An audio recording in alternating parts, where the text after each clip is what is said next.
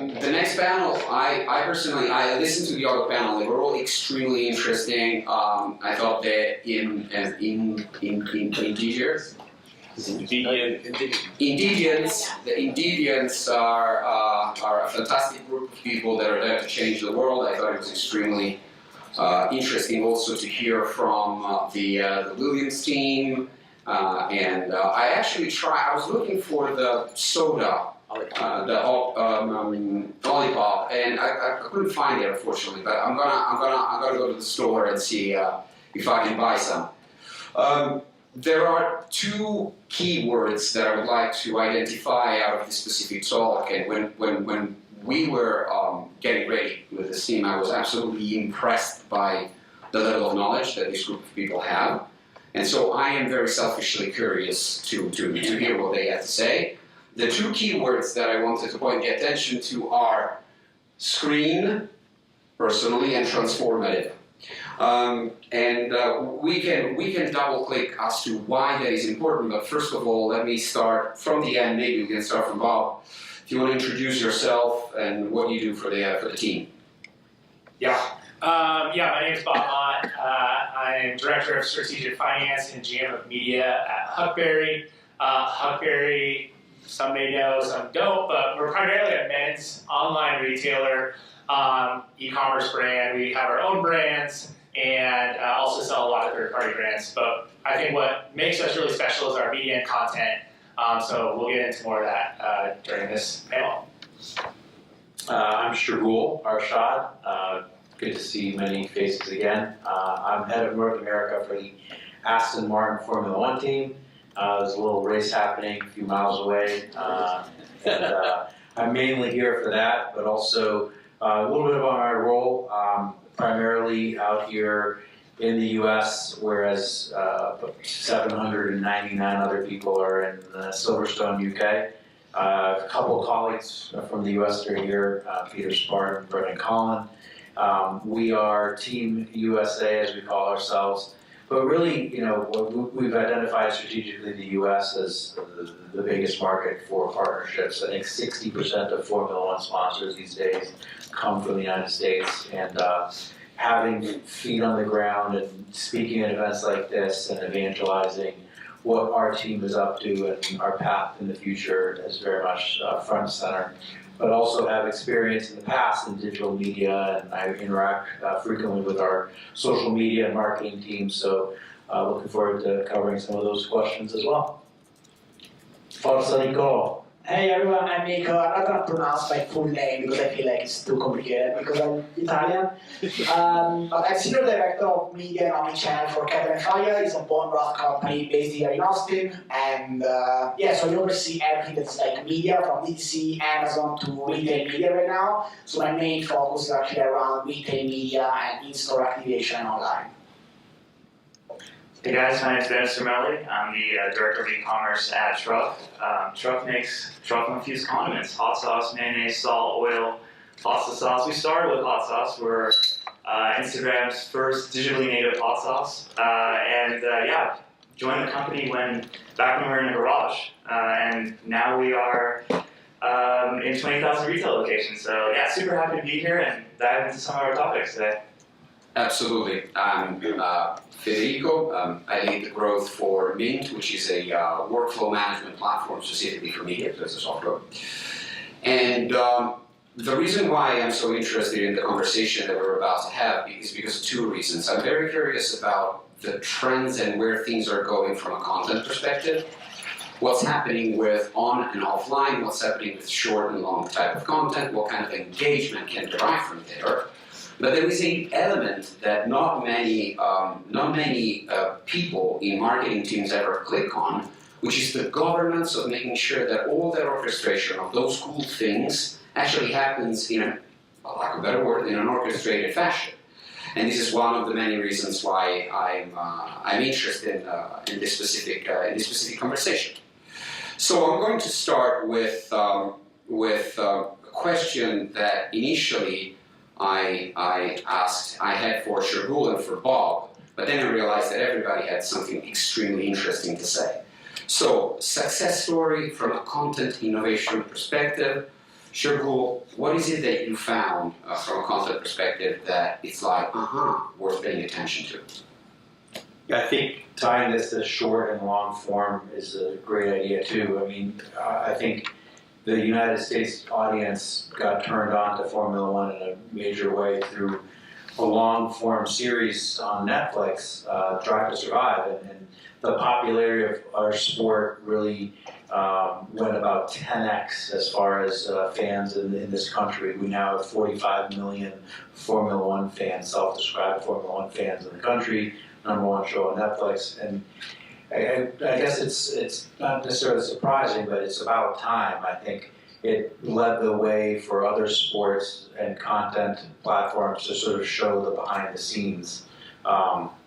There's all kinds of other sports now that are giving you insights and peek behind the curtains, but really I think no one's doing it the way Formula One is. And our team, being the newest team on the grid, as an Aston Martin brand, we've only been out there for the last 4 years. We put a stake in the ground to be the best in digital and social media. And over the last 4 years, not only have we added the most number of percentage of followers, and in the last 12 months, we've actually added the most total number of social media, and more importantly, the most engagement. So these are people that are watching our content, and so to watch the content, it has to be compelling, short form pieces. It can't just be, the same old. And so, the types of things we'll do on TikTok that maybe show an engagement of Fernando Alonso doing a dance is very different than the type of potentially artistic photography that we showcase on Instagram versus business press and announcement that we'll use on LinkedIn. So I've been noticing a trend, especially in our teams, where we don't control TV rights, we don't control other media forms. We view ourselves as a form of media. So you get media exposure by being across 30 million social media users that we have, and then the billions of impressions that that's creating and the engagement. So measuring that, measuring the impact of logos on cars, on shirts throughout the year, not just on Formula One broadcasts, that is all exacerbated by these short form pieces of content. So you yourself have become a publisher, basically, and then... Yeah, I think everyone walking around in these shirts in some ways becomes publishers. I think the gift that keeps on giving with sports is, people, I think we sold 1 million of these shirts last year. So that's 1 million people walking around that are essentially promoting not just our brand, but all the brands that are associated with us. That's like the Manchester United of Formula One in terms of jerseys sold. That's crazy, I didn't know that number. Bob, I also like how you guys played on perhaps longer type of content.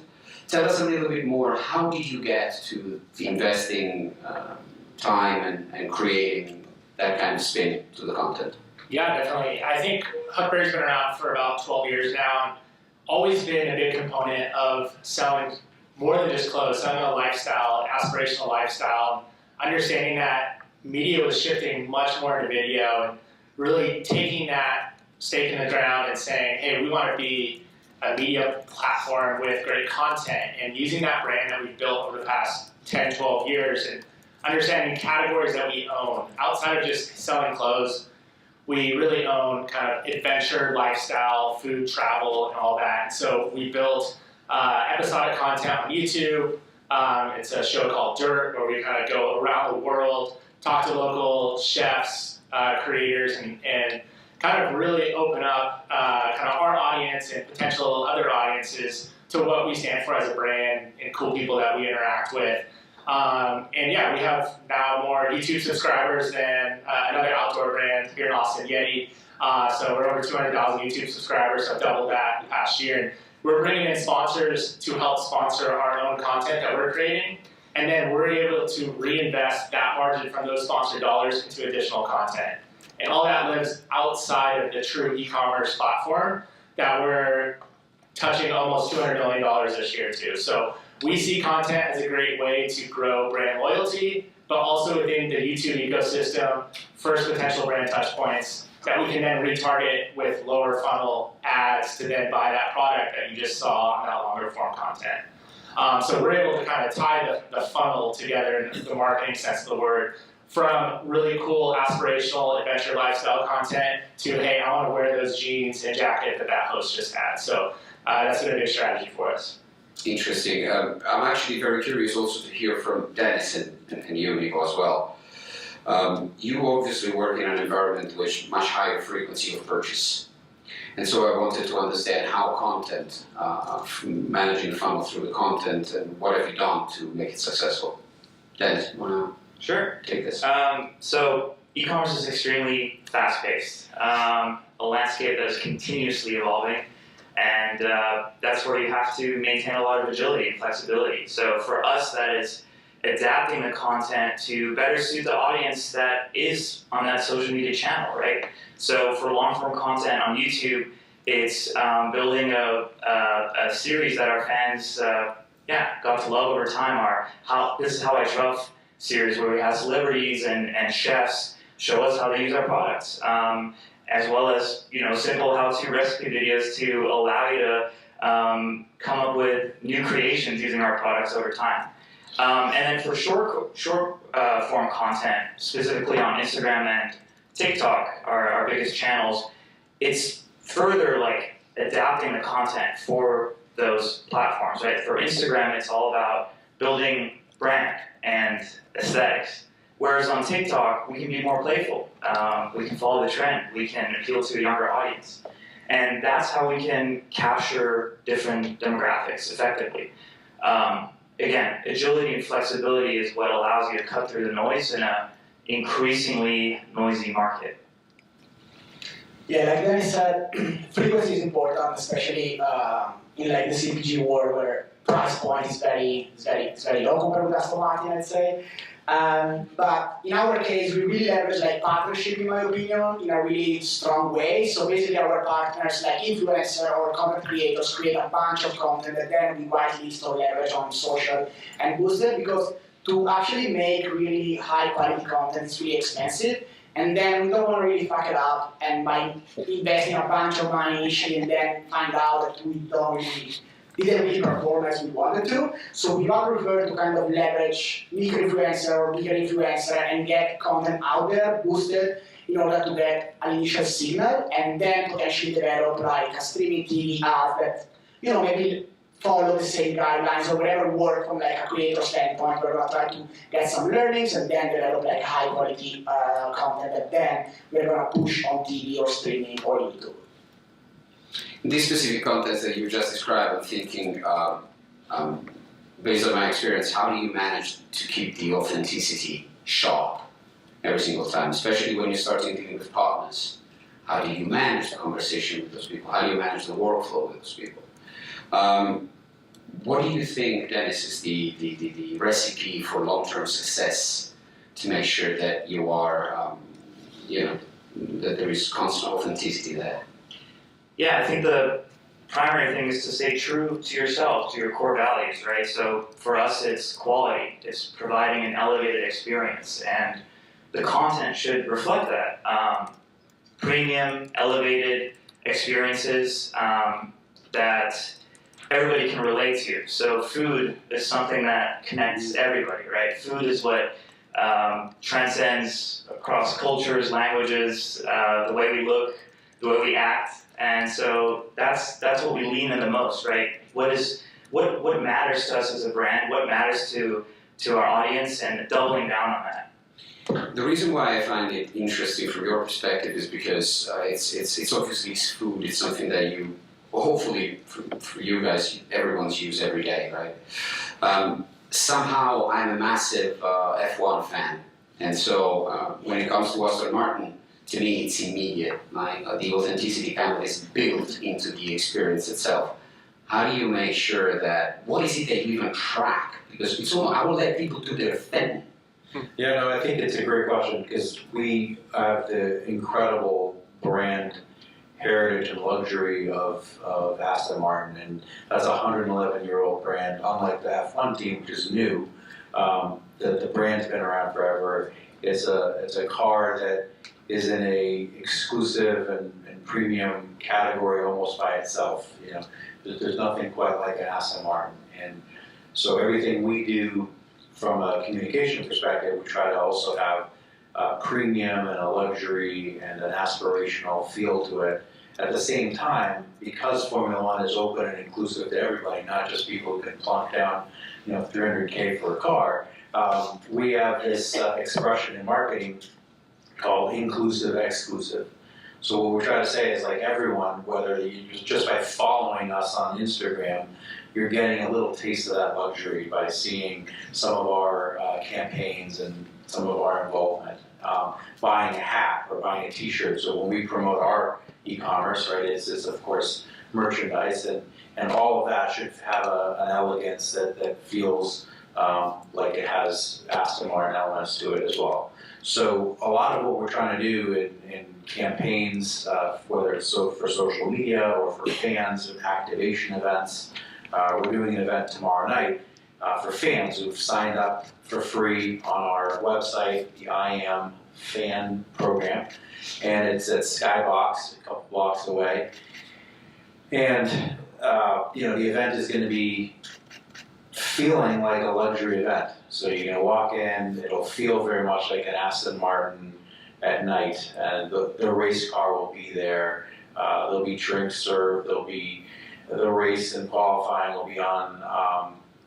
But fans are not paying, they're coming and partaking, so they're getting to taste that luxury. So our authenticity is staying true to a luxury brand, but being inclusive for as many fans as we can have.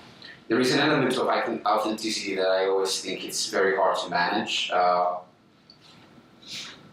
In an effort to respond to emerging content or emerging questions or emerging trends, there is a tendency of using artificial intelligence to help us in the creation of the content to respond to that. Do we think that AI is killing authenticity, or what's your view on that? I have my personal view, but I want to just... Me again, I mean, in our case, it's a fun new dimension that's being added into all kinds of different areas. So most recently, just actually in the last week, we announced a new tool called AI.Lonzo, which is sort of a play on Alonso. And it's essentially Fernando Alonso himself, which we've recorded, and we can now repurpose for marketing or fan uses with him to say anything in basically any language. So for example, a fan who signed up to our newsletter or one of our programs could receive a very personalized message from Fernando Alonso, which to the naked eye and to most people watching it feels like it's him himself, right? But now we can scale this across from a one-to-one relationship to these 30 million fans that we have. And there's no way we're going to get Fernando to do 30 million messages on his own. So AI can be used in lots of creative ways, and I think that we're not playing into that being real. We're very much saying that's AI, Lonzo, but a fan is going to be just as excited as when they see the product. I love it. That's a very good idea. Bob, I get marketed by you guys, and so I know someone here using AI. That's... I think we use a lot of platforms that heavily invest in AI. From the algorithm perspective, but I think from the content perspective, when we're talking to potential partners, like, we're definitely leveraging that as kind of a brainstorming thought partner for ideas, and I think that's been really successful for us. Like, hey, we're approached by this brand, how do we think about what could work collaboratively? And AI knows Huckberry and AI knows this brand, and it's able to shoot out 5 different ideas in this location with this theme. And we're able to go and kind of craft that and use that into kind of our own messaging and make those types of proposals. So we use it as more of an assistant for us than, I would say, like a driving influence in our marketing. But of course, like Meta and Google are heavily using AI and algorithms, whatever they want to call it, to market to you. They're doing a great job. absolutely great job with that. The way that we're seeing it work on some of our implementation that I thought it was interesting is to gather historical knowledge from past campaigns and ideas that are emerging from the market itself and place it onto the workflow where people that are making media decisions that day on a specific activation, they can just gather that kind of historical knowledge from the last 7 months of trying things out. Now, I don't know how we're doing with time because I'm just cruising here and I've completely lost track of time. However, this is a question that I had for Niccolò specifically. And it's on the balance between online and offline media. And I wanted to understand what you guys are kind of applying from innovative practices and how are you harnessing that funnel. Yeah, so we've been exploring, because we started online first, I think it was kind of easier for us to jump then into the offline and try to see, okay, what can we do offline that we learn online, right? Or leverage specific technology in store that we kind of maybe explored in the past online. Something that I find interesting right now is that a lot of shift toward out of home and leverage out of home in a much different way and more from a technological standpoint more interesting than it used to be. So it's really something that was very old school out of home. But right now we tested a partner which is called Agile, for example, and they run those tracks around the city. But they add a piece in there, which is they are able to track how many people actually see or are nearby the truck, and then we're going to be able to understand how many of those made a purchase online versus the one that didn't see the app or didn't see the truck. So by leveraging, I would say, technology offline that before maybe it was available only online, I think that's what making the difference right now. And on my side, especially in the CPG world, right now it's all about retail media. So a lot of retail, Walmart, Kroger, etc., they are all investing into online advertisement, and they're pushing the brand to do that. They're pushing the brand and ask, hey, you need to spend money online. One, because of course they want to make more money. They understand that that's how we make extra money. And two, is also because you move units, and a lot of customers now get used to Instacart and order, pick up, and delivery and online type of ordering. So there's a much bigger potential online for customers that then they're going to order online, but then the order is going to always fulfill in store. So I've seen, again, like I said, out of home, I think one of the main channel right now that's getting very digital, as well as retail media across multiple retailers. I see, okay. So we've talked about a few different methodologies of how to gather the knowledge to segment and create content. We've talked about a few online and offline methodologies of getting the traffic out there and try and match how to make money with that, quite frankly. All of these various elements, and this is kind of the second part of the conversation, require some degree of governance, because otherwise how do you make decisions? How are you going to prioritize what you're going to put your money into? And so there is an element of data-driven decision making. And how do you guys make these kind of decisions on your specific team? You two as well. I know that you're very plugged into the data-driven decisions. My side, I kind of built some sort of framework internally. I don't feel like we are at the scale where we can run marketing mix modeling right now. But I give to each channel its own score from an impression standpoint as well as an emotional score. Basically, TV rank really high from an emotional standpoint and impression standpoint, which means I can reach a bunch of people and also create some sort of emotion because it's video content, versus search, which is very non-emotional, and you are also limited about the number of people that you can reach. So in order for me to balance out where to invest dollars or where to invest the marketing budget, I try to see, okay, year over year, am I improving my my scorecard? Am I investing more, but also the sum of impressions as well as deliverability and memorability, that's how I call it, is it growing over time to reach more household? If yes, then my marketing mix is right. Even if from a data standpoint, of course, I'm gonna measure bottom of the funnel ROAS, top of the funnel, I'm gonna measure more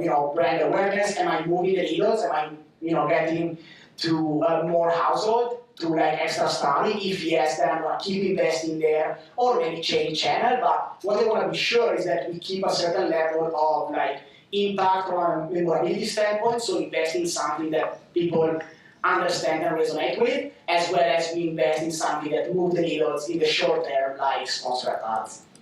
Okay, what about you, Dennis? How are you doing it?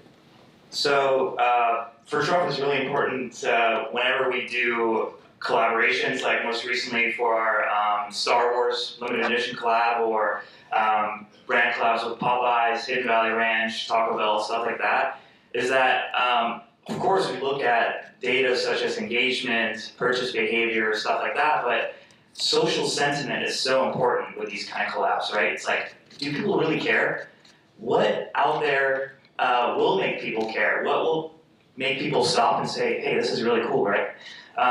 So it goes past just like, hey, how can we increase the AOV of a certain demographic, but like, why do they care? And how, again, what can we do to make this a meaningful moment? And the more we do that, the more we're able to say, hey, you know what, this works. This is what aligns itself really well with our brand and our demographic. Let's double down on that. And stuff that doesn't work, get rid of it, because it's a waste of time, waste of resources, and it can actually hurt you in the long term. I can actually imagine the emperor asking for truff sauce just by imposing his hand and say, "You bring me truff." Something like that, using one of his Jedi mind tricks to get truffle sauce. I love it. I love it. Perfect. So, Bob, tell us a little bit about how you guys are doing it internally, because you have a very interesting professional background whereby you not only you are the marketing mind in the organization, but it's in your nature also to look at the finance and general management side of things. And so I'm particularly interested in your approach and the grit that you bring to those decisions. Yeah, definitely. And I work with a lot of creatives who those meetings go a little bit different than the data team in terms of brainstorming and looking at data. But want to make sure that we're constantly balancing those data-driven decisions with kind of a quality element to the brand. And I would say I'm more of the business side of marketing, but I think what we're trying to do is bring marketing into the fold more from a business perspective and seeing media as a business, rather than just seeing it as, let's spend a lot of money, make really cool content on YouTube, and hopefully someone shows up. But rather, we're getting paid to make content now by sponsors. And so we're able to reinvest that and really see that side of the equation as a business, instead of just, hey, we're gonna make all this great stuff and hopefully it goes well and people end up ordering. So trying to connect the dots there, that's a lot of my role is strategic finance, so working on our budgets and the dollar allocation across channels, looking at media mix models, but also, hey, who are big creators that we want to work with next year? What are big content series that we want to double down in, and what channels do we want to show up in? Let me try and wrap up the conversation that we had a little bit, because I think we're already like 4 minutes over. You guys are so graceful. Thank you for not shooting us down. So what I get out of this conversation is the content element to ensure authenticity in my process of evangelization, let's say, and also in reaching at more people that I would otherwise reach if I was only focusing, for example, on digital spend or search, to expand a little bit my pool. There are many things that can be done both online and offline, which is the beyond the screen element. I think that the transformation that is happening right now that I find interesting is a lot of the people that we're working with that I am seeing operate are bringing back a certain sense of grit, whereby they're using more closed loop feedback instead of 6 months long MMMs, unless you are a major player, of course. And that brings back a little bit of that grit that we need from a marketing perspective to make sure that then we don't get shut down by the CEO, quite frankly. The governance element, data-driven decision-making is extremely important. Keeping it to business-aligned KPIs tends to be the way forward to ensure future budgets, I would imagine, and the survival of our ideas that need to be then implemented over time. I want to ask if you guys in the over there have any questions for us? Any questions for the group? There is one over there. I actually have one for you, Dennis. I'm a big fan of TRUFF. Like, I ordered the Hidden Valley Ranch. I have the Star Wars one. Just from an e-commerce perspective, I'm curious how you find those synergies between a big brand like IGN and collaborating on something that's part of pop culture, but making sure it remains true to like your core values. Again, you guys started in a garage, so how do you keep that synergy as you look for those brand partnerships? Yeah, that's a great question. In full transparency, like we get offers from brands to collaborate with us on the daily, right? And more often than not, unfortunately, we have to say, hey, like this is dope. We love your brand. We're big fans personally, but it just doesn't make sense, right? So it's weird. It's kind of a gut feeling. Like you look at Hidden Valley Ranch, and like it makes sense, right? People have been mixing ranch and TRUFF like organically without before that collab even existed because they wanted to have that experience. And when opportunities come by, right, you want to make sure you keep your doors open. When that opportunity comes by, it's important to just capitalize on that, right? Making sure that whatever you do reflects like is very much in parallel with the brand's core values and also your audience, right? If at any point you engage in kind of like endeavors where there is a clear mismatch on those two things, what is important to you as a brand and why people care about you as a brand, and engage in a collab that doesn't make sense, it hurts you so bad, right? And that's what we've always placed a lot of value on, like avoiding and making sure that we focus on the things that do actually make sense the most. It's a gut feeling kind of thing. The Star Wars was great, so Thank you very much. Yeah, appreciate It's it. almost like it's not you, it's me. Like to avoid a bad breakup or something like that. Well said. Any other questions out there? Awesome. Yeah. The word, Go, Joe. the word transformative, one of your two words you enjoy calling out, usually requires some sort of partnerships. Oh, hang on, I don't think that Oh, I sorry. can actually hear you. The word transformative, which is one of your two keywords, always requires, or usually requires some sort of partnership, and that partnership can be anything across the board. If you guys can ask for anything from partners in the ecosystem, what would be easier for you to be more transformative?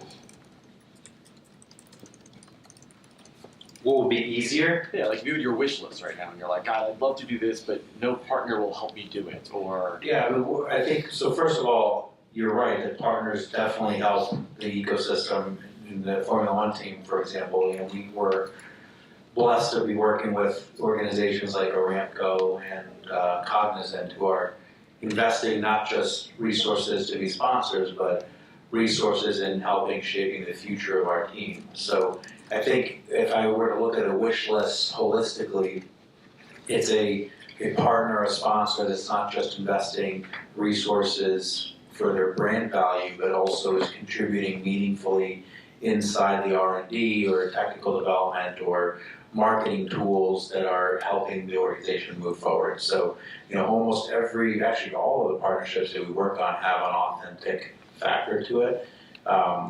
You know, from names you see on here to names you see on our website, all of them are helping us go forward. So in a wish list, it's even more transformative tech companies, R&D companies, companies in the marketing automation world that can help us. Is that a It's a Is that a pivot. sick? Yeah, you're pitching me now. Yeah, We've exactly. already had this conversation. Pull out the wallet. Yes, yes, I'm going to pull out the wallet. Yes. Another question over there. Yeah, I was curious, so there's a couple of examples that were talked about. What are some, it's really important with digital media, getting like consumer stories, community stories, people doing things in the community with other people engaging with the brand. What are some of the most exciting or random consumer stories of engaging with your brand that you've been able to amplify through digital